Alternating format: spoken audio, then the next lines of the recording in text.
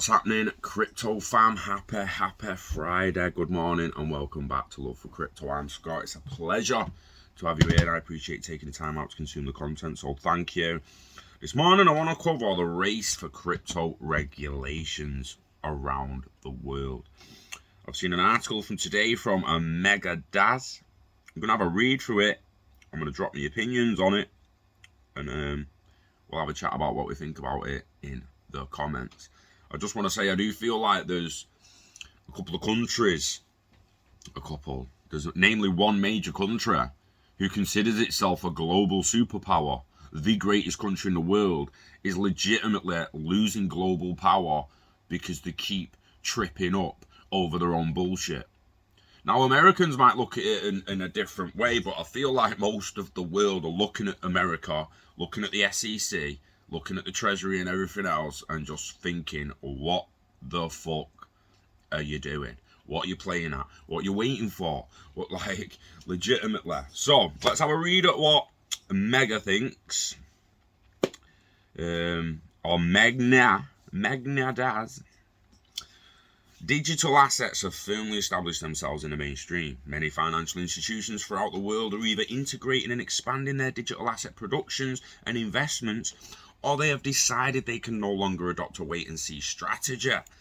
They are still looking for benefits of disintermediation that digital assets provide as they develop their plans. They are, however, looking for the risk management and security infrastructure that mature institutions have come to demand.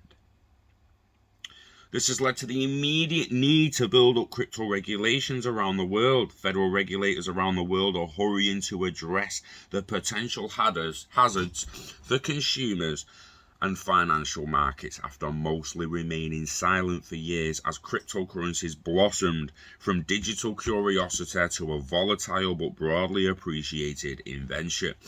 That's my point. One, why is it taking so long? Why is it taking so long to regulate this industry? I've seen Bitcoin go from cents to thousands of pounds, dollars, pounds, whatever you want. Why take so long? SEC with XRP and Ripple, why did it take so long? Yeah. Understanding the need for crypto regulations, crypto asset issuers and providers are rapidly interacting with traditional financial institutions, changing the competitive landscape and posing prudential concerns that might spread like a virus. Most countries agree that while crypto assets pose dangers to investors, they do not yet endanger financial stability. According to a worldwide financial poll done by the International Money Fund and World Bank by early 19. Well, I feel like they changed the tune of what we said yesterday. Yeah? So maybe read a new report, Magna does, because I feel like they passed that line. They do not yet endanger financial stability. Well, that was 2 years ago, that report. They've actually changed how they feel. The Basel Committee on Banking Supervision stated that crypto assets in March 2019, warning that their rise could jeopardize financial stability. As a result, regulators should consider keeping an eye on these developments to assess new risks and detect significant vulnerabilities. So there's a quote. As demand for cryptocurrencies develops, policymakers throughout the world are split on how to keep up. Because most digital currencies are not backed by a central government, each country's standards vary. In 2018, the price of Bitcoin and other cryptocurrencies have been driven by seemingly minor regulatory announcements. This Cryptonomics article is a rundown of how governments and authorities throughout the world feel about digital currencies. So crypto regulations around the world, we always hearing China's banning this and India's doing that and SEC case and brr. So the Biden administration's push to establish some control over stable coins is just the beginning of a much larger debate about the government's role in regulating cryptocurrencies. which is causing considerable worry in Washington. And not just this, El Salvador recently became the first country to make Bitcoin their legal tender. Therefore, with so much happening in and around the world of crypto, let's look where some major countries stand when it comes to regulating crypto.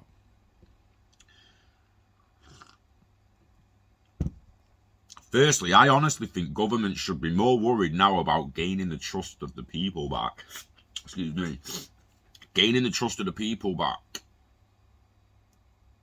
You've lost trust of a hell of a lot of people. Are still interested in whether it's a minority or majority.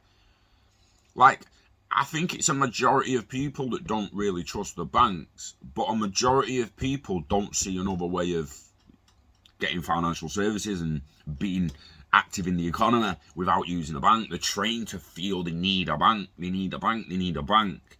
And a hell of a lot of places at the moment are only taking GBP in England.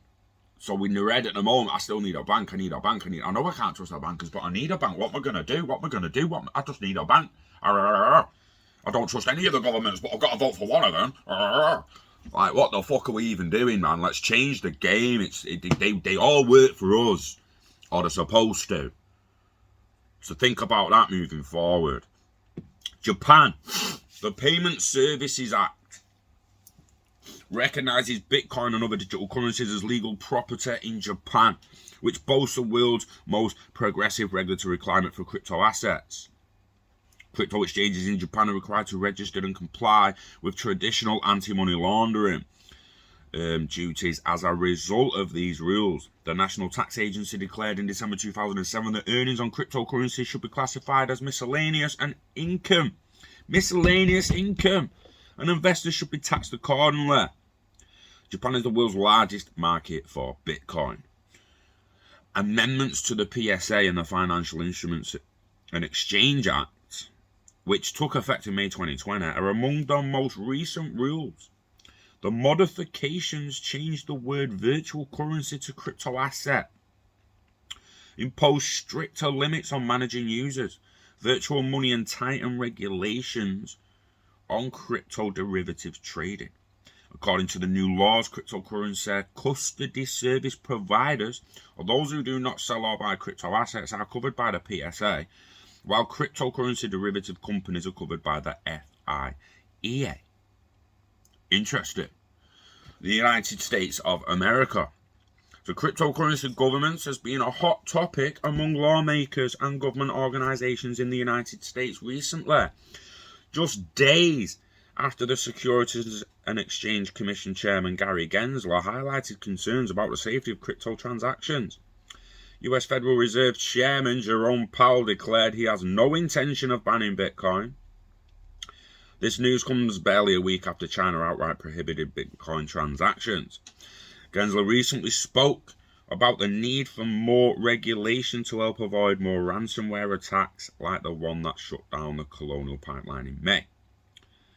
The pipeline attack was one of several high-profile examples of attackers attempting to extort Bitcoin ransoms. Cryptocurrency regulation is included in a component of the $1 trillion bipartisan infrastructure bill that is now being debated in Congress. Companies that enable digital asset trading, such as cryptocurrency exchanges, could be included in the definition of a brokerage under the clause. Increased tax reporting responsibilities would also result as a result of the shift, which would aid the IRS in tracking crypto tax evasion. Didn't sound quite as positive as the Japanese one, that paragraph, did it, lad? Hey? India. Jayant Shah, the chairman of India's Parliamentary Standing Committee on Finance, said that India's cryptocurrency will have a distinct and unique approach to crypto regulation. He said at an event hosted by the Blockchain and Crypto Assets Council, the BACC of the Internet and Mobile Association of India, or the IAMAI, the IAMAI, sorry, on September the 7th. I fucking hate it, like. He affirmed that India's crypto regulations will not be similar to those of the United States, Japan, or El Salvador because our country lacks full capital account convertibility. Full account convertibility permits a country's currency to be exchanged for foreign currency without any limits on the amount. India's crypto policy will be governed by national security considerations. The minister stressed the importance of maintaining a high level of vigilance against the use of cryptocurrencies and crypto assets for terror financing and domestic security risks. In terms of the bigger picture, Indian crypto policy would try to strike a balance between stability and growth. So the former Reserve Bank of India Governor Rama Subramaniam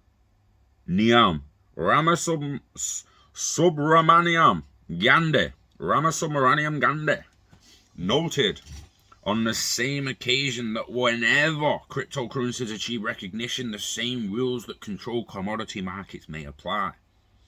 Cryptocurrencies must be regulated like an asset or commodity in India, according to Gandhi, and governed by current regulations. He also stated that from a tax standpoint, regulators should be aware of an individual's crypto assets and that this information should be shared with exchanges. I've got 2 points on that. Where's it gone? So regarding your funding your terrorism, what was funding terrorism pre-2008? And have you sorted that and fixed that yet? Because if not, shut the fuck up about crypto. Shut the fuck up. 13 years old. 13 years old. Ain't done shit to fund terrorism. It ain't funded hardly any fucking terrorism because hardly anything's fucking happened since 2008. Call out the terror attacks post-2008 compared to the ones pre-2008. Bitcoin wasn't here pre-2008. Shove that fucking thing up. Shove that up your ass. Sort the dollar out, anti-money laundering, and shove AML for crypto up your fucking ass, mate. Because until you can fix the dollar, you ain't fixing fucking shit. United Kingdom. There is no blanket ban on crypto in the country. On crypto. There is no blanket ban on crypto in the country. On crypto. Nice first line. The Financial Conduct Authority, the FCA, has put in place some measures to limit and eliminate money laundering concerns associated with trading on UK crypto exchanges. Get the fuck out of here, mate. The second point, for the Indian one, they want to know exactly how much crypto I've got. Well, I want to know how much crypto you've got. I want to know how much crypto the Bank of England owns. And I want to know how much crypto every other motherfucker in Parliament owns. Otherwise, you're not getting what I own. I'm done. I'm done telling you about my life until you start telling me about yours, because you work for me, government. I don't work for you. Yeah? I'll just go on benefits and put my feet up the rest of the life if I want to. So shut the fuck up. Do your job properly. Or we'll have a civil war to sort it out and just replace you with people willing to work for 35 grand a year instead of the 75 plus expenses all you motherfuckers take. Yeah? If they want to know my shit, I want to know their shit. Because they work for me. It ain't the other way around, right? I'm not fucking running it. Nah, it's not how it works, man. They work for me. Me. And you. And anyone else who pays a tiniest little bit of tax. The minute you've paid a bit of tax, bit of national insurance, or a contribution, they work for you. I don't give a fuck what anyone else says. You put more than them in, so they work for you. Right. Money laundering. Businesses detecting and evaluating risks to AML and CFT, as well as adopting policies and controls to minimise these risks, are at the heart of the FCA requirements. Businesses should implement KYC CCD procedures to identify and assess these risks. The FCA inspects crypto firms regularly to ensure that KYC laws are followed. Can we get a transparent DLT record of that, please? I would like to see the FCA's inspections into crypto firms regularly to ensure that KYC laws are followed. I would like to see all that data, please. Considering you work for us, there should be no reason why you keep it locked away. Get that information on distributed ledger technology. Get that information transparent and let us all have a look at it. Or shut the fuck up and just go away. There's two choices here. Either an industry complies to democracy or they fuck off and go away. It's simple as that for me. You comply to democracy and transparency or you fuck off. Pick a thumb, brah. Yeah? Pick a fucking thumb. And whichever one, and do it. Just fuck off. Like, the FCA inspects crypto firms regularly to ensure that the laws are followed. To detect these instances, the UK's Crypto Asset Task Force was founded in March. The Crypto Asset Task Force develops a graphic that shows how widely cryptocurrency is used and whether it falls inside the present regulatory environment. It was announced in this table that crypto assets might be utilized in 3 different ways. The following are some of them. Some of them. In 3 different ways, they're about to give us 3 examples, and apparently that's some of them.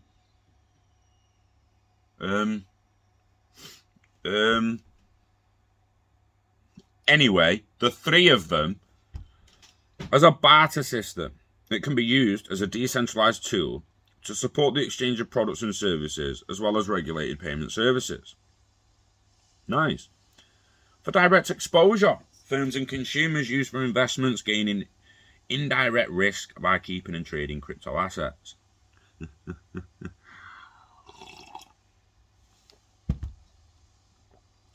Initial coin offerings are being used to support fundraising and or the construction of decentralized networks.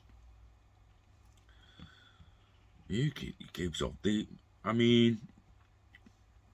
Singapore.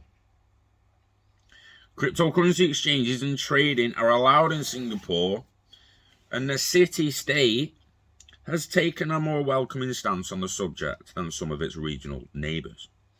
Although cryptocurrencies are not regarded as legal cash, Singapore's tax office treats them as goods and charges them the goods and services tax. It's the country's version of VAT. The Singapore Monetary Authority, the MAS, has taken a neutral stance on the rise of cryptocurrencies, clarifying in 2017 that while it would not seek to control virtual currencies, it would regulate digital payment tokens, DPT, if they were defined as securities. Interesting. Interesting. The conclusion of this article is, therefore, with so much happening around cryptocurrencies all around the globe, it's safe to say that cryptocurrencies or any digital assets are here to stay.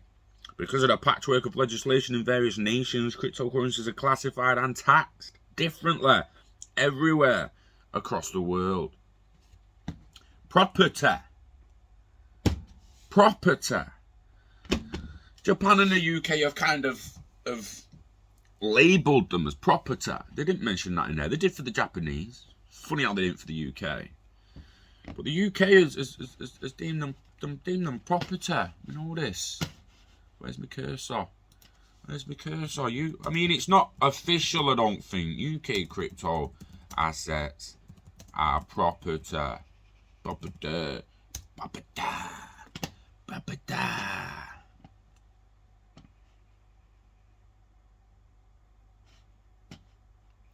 So again, it comes down to the task force. It was on about, let me just flippy whip this. Flippy whippy whip.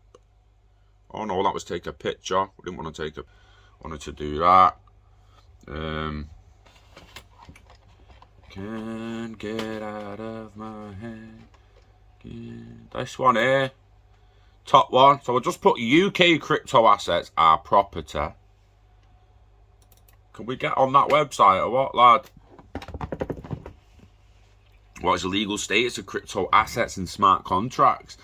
The UK Jurisdiction Task Force has published a statement that for the first time provides legal clarity that in principle English law recognises crypto assets as property and smart contracts as enforceable. This was December 2019.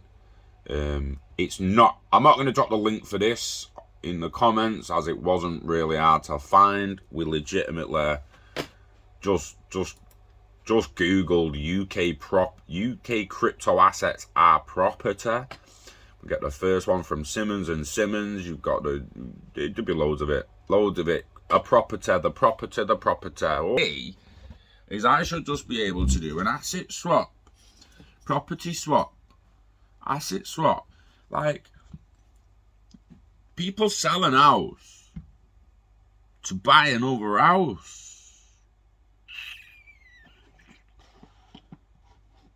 I don't get why more people don't just swap shit. I think it goes back to you needing the middlemen, and you needing this and you needing that. And can you write a contract?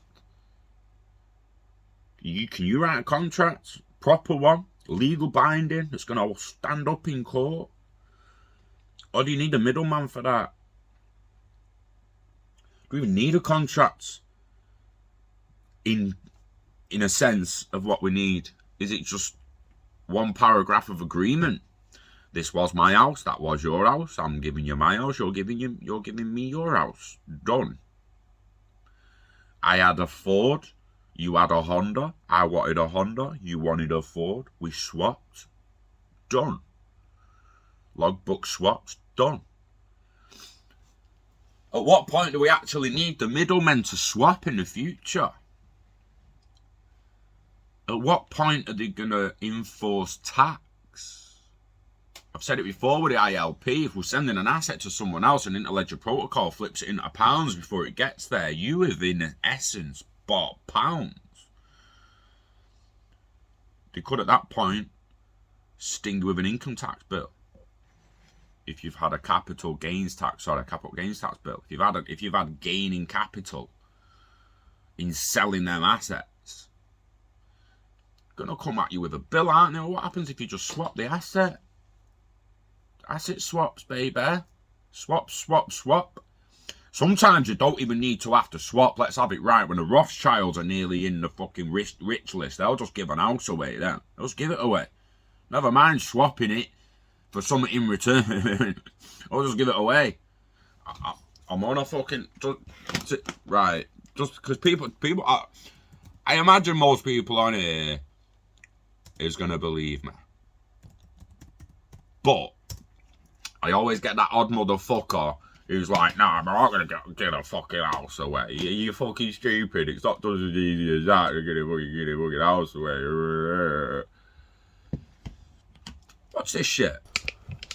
Let me just sort this out here so it's a bit closer. You see that big fucking house there, mate? What does that say?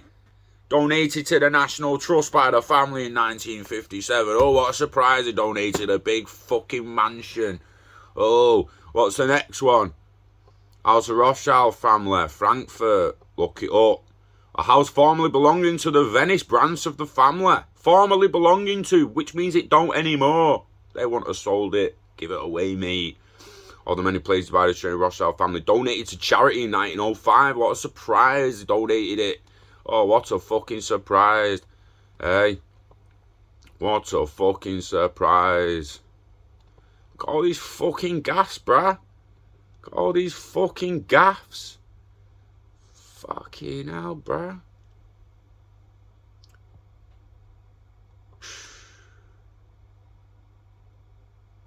Madness. The family financed the creation of the country Rhodesia, and it became a site of the first international expansion of their mining enterprises. Rhodesia, now Zimbabwe, I believe. I mean, fucking hell, man.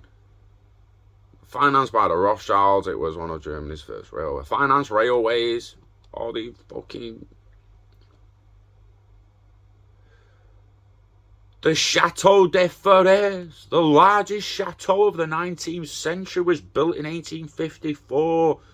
Set on 30 kilometres square, Jesus, wet estate outside Paris, and guess what? It was conveniently donated to the family, by the family, to the University of Paris in 1975 because they was getting too fucking rich.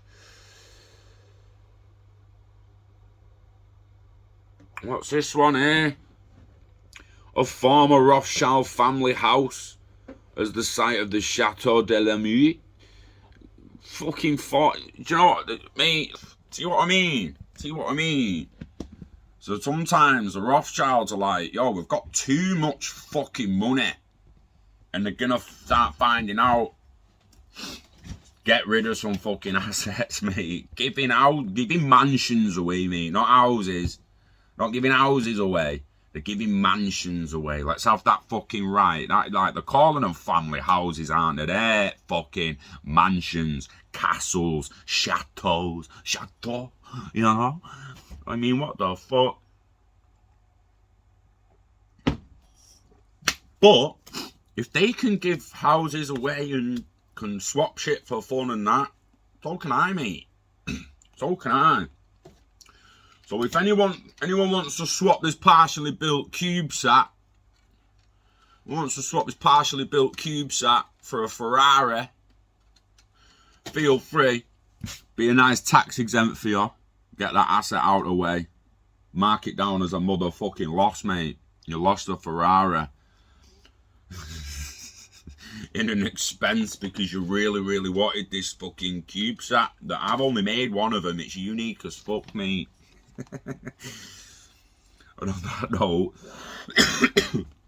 that note, you know the dance. Invest in yourself, invest in it net of value. Live long and hodl it all. Don't let it go. Get it staked, get it baked. Swap it if you have to. Let's just strive towards happiness. Building happiness here. The most important thing in life is experiencing as much happiness as you possibly can. Yeah, it doesn't matter where your happiness comes from, whether it's love, joy, excitement, whatever. That's the most important thing in life. It's being happy. Yeah. So, get happy. Smile. And enjoy your weekend. We love crypto. We love the idea of the whole space getting regulated in the future, so that can't come quick enough. And we love you. So take care of yourself, and I shall see you on the next.